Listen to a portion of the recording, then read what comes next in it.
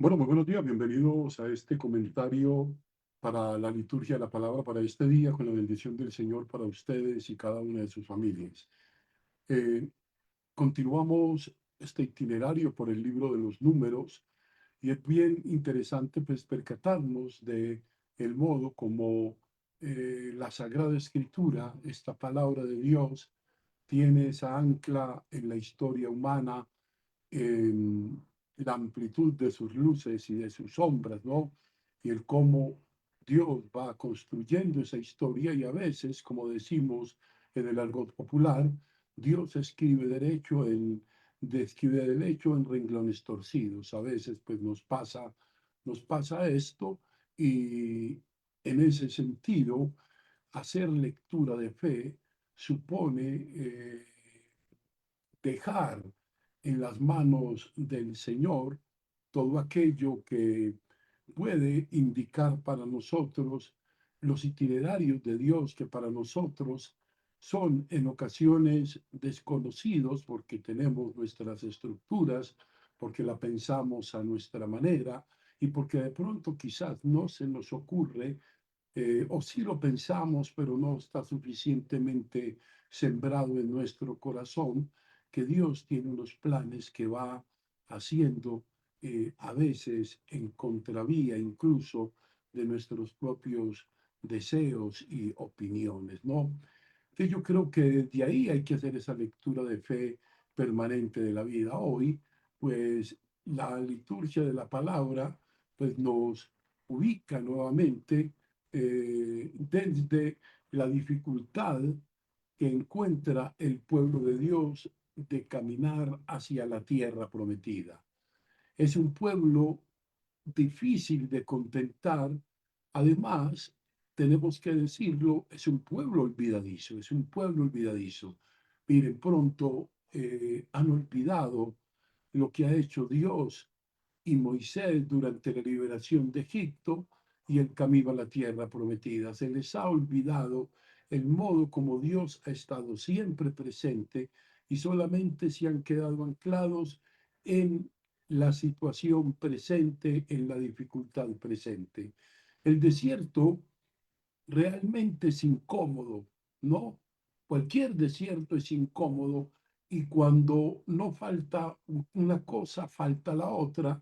El desierto es de carencias, ¿no? Hoy es el agua para las personas y para el ganado lo que lleva de nuevo a esta rebelión y a esta protesta contra Dios y Moisés, ¿no? Es el último episodio que leemos de este libro de los números, porque mañana pasaremos a otro de los libros, el de Deuteronomio. Mañana iniciamos el libro del Deuteronomio.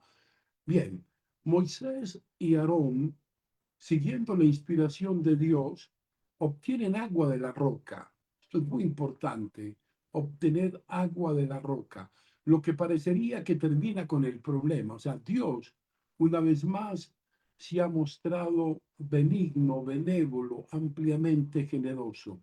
Hace brotar de la piedra agua.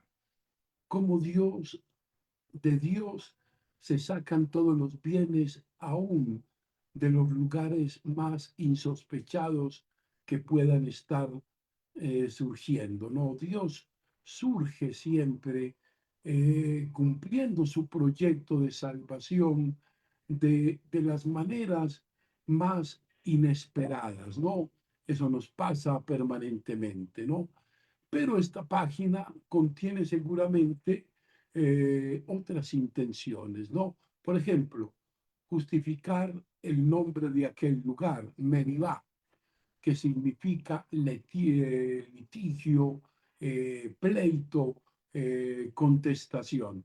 Y sobre todo, explicar un hecho difícil, muy difícil de entender. ¿Por qué Moisés y Aarón, los grandes guías del éxito, no pudieron entrar a la tierra prometida a pesar de su ardiente deseo? ¿Por qué estos dos personajes que han acompañado al pueblo, que la han dado toda, por qué no van a entrar a la tierra prometida? O sea, no sabemos bien en qué ¿en qué consistió el pecado de Moisés? Aquí parece como si Dios reprochara el haber dudado de él. O sea, al golpear dos veces la roca o no haber dado testimonio muy seguro ante el pueblo. La verdad es que está un poco allí confuso esto, ¿no? Mientras que en otros pasajes, como en el capítulo primero y tercero de Deuteronomio, parece que la culpa es del pueblo, ¿no? ¿No? Lo cierto es que no entraron en la tierra de Canaán como no entró la generación del desierto. También María, la hermana de Moisés y Aarón, ha muerto. O sea, todos han muerto y no han pasado a la tierra prometida.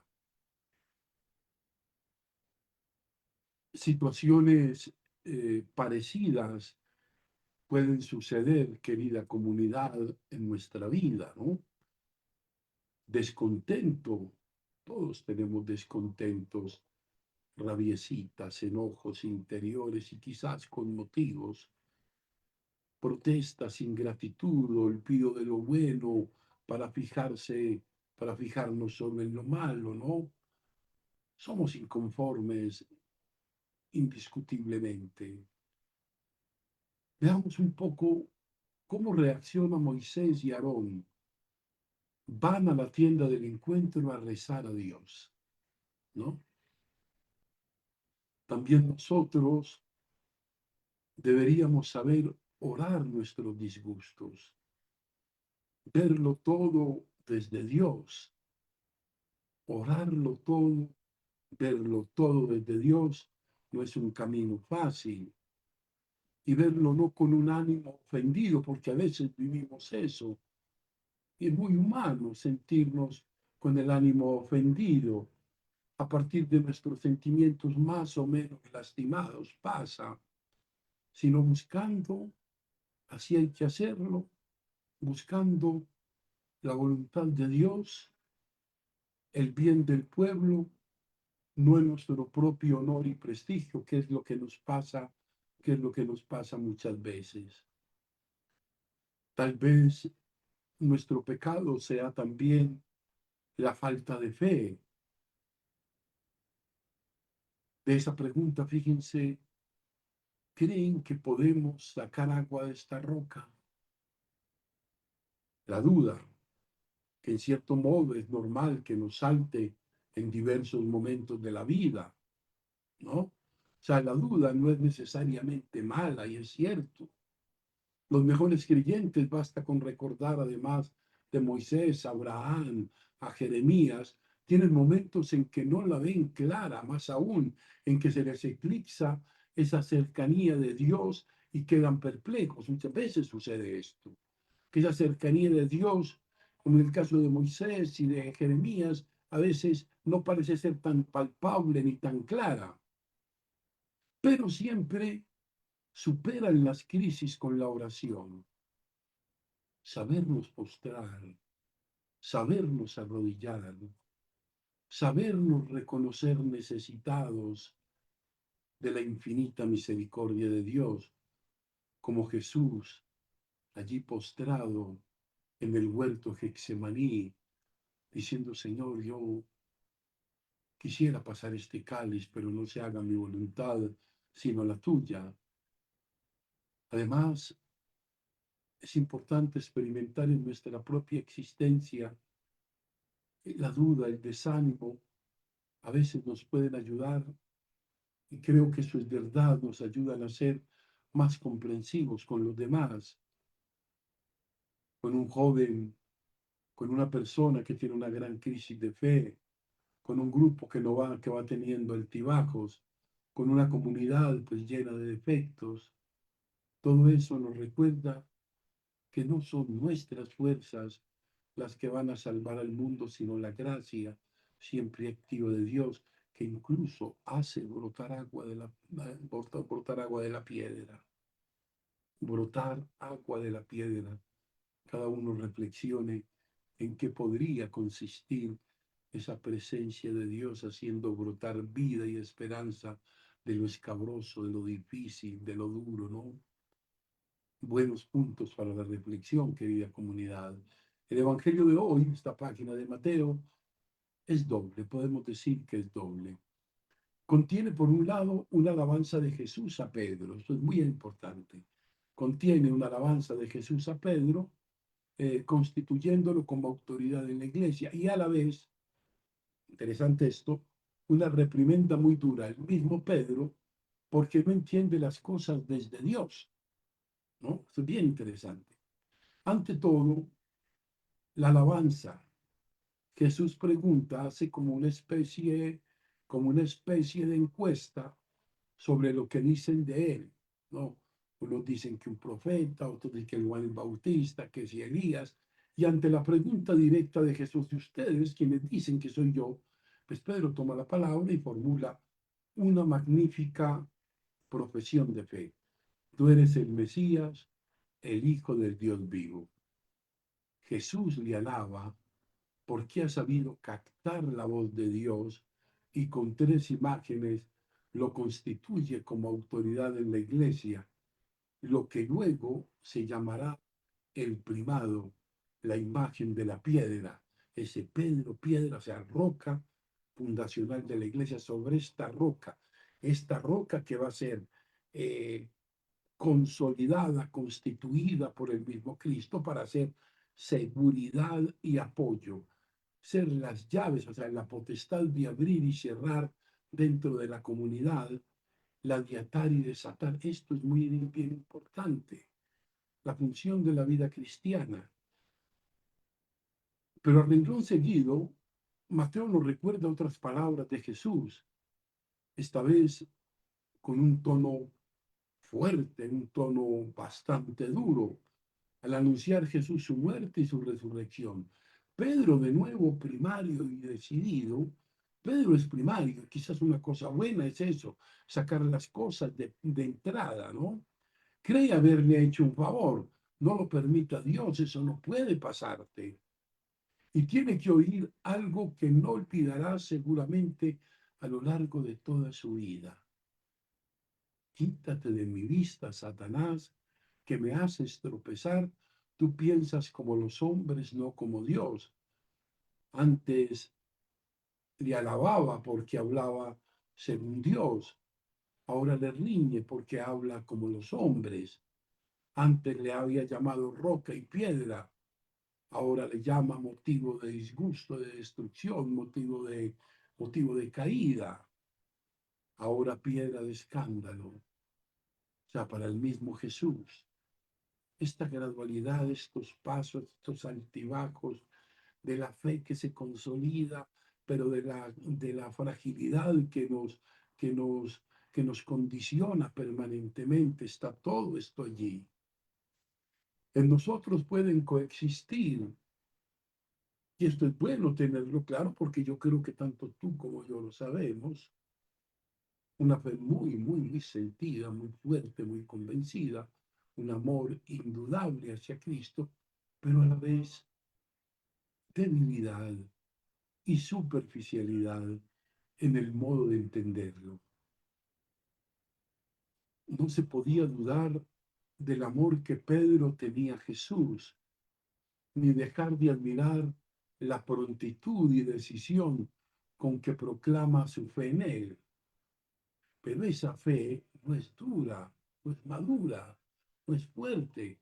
O sea, esa fe no ha captado que el mesianismo que él se espera. O sea, esa fe es una fe que requiere de una formación permanente. O sea, no coincide con el mesianismo que anuncia Jesús, que incluye, incluso en esa salvación, incluye el paso del dolor y la experiencia profunda y desenlazante de la muerte. Todos tendemos de alguna manera a hacer una selección en nuestro seguimiento de Cristo. Le confesamos como Mesías, como Hijo del Dios verdadero, pero ya nos cuesta más entender que se trata de un Mesías crucificado, eso sí nos cuesta, que acepta la renuncia y la muerte porque está seriamente comprometido con la liberación humana. O sea, no nos agrada tanto que sus seguidores deberíamos seguir el mismo camino, como a Pedro nos gusta el monte Tabor, claro, ahí es bueno, es cómodo, el de la transfiguración, pero no el del monte Calvario, no el de la cruz.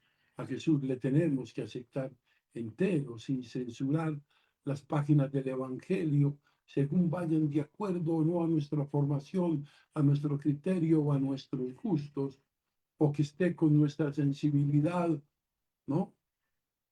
No todo tiene que ser tal y como nosotros lo pensamos y concebimos. El Señor conduce hacia esa experiencia de salvación. Más tarde, ayudado en su madurez espiritual por Cristo, por el Espíritu y por las lecciones de vida, Pedro, y lo vamos a ver, aceptará valientemente la cruz. Es más, morirá crucificado con la cabeza hacia abajo. Pedro asume los azotes, las cárceles y sobre todo, cuando tenga su martirio en Roma, valió la pena la corrección que Jesús le dedicó, que aprendiera a leer las cosas desde la visión de Dios y que a veces pues las cosas no aparecen, no aparecen como nada fáciles, como nada cómodas. ¿Quién dice la gente que es Jesús? Hoy la pregunta es en primera persona, nos la hace a mí, a ti, a todos nosotros. ¿Quién soy yo para ti? ¿Qué lugar ocupo en tu vida? ¿Ocupo un lugar primario o solamente como Dietrich Bonhoeffer, el Dios tapagujeros, solo cuando lo necesito y para lo que yo necesito? Pidámosle pues a Dios que nos ayude a encontrar desde el corazón esa respuesta del Pedro. Señor, tú eres mi Dios, mi Salvador. Tú eres el principio y el fin de mi vida. Tú eres la verdad, tú eres lo primero. Y te pido, Señor, de todo corazón, que me ayudes a saberlo vivir y a incorporarlo en el seguimiento tuyo todos los días. Gloria al Padre, gloria al Hijo y gloria al Espíritu Santo. Amén.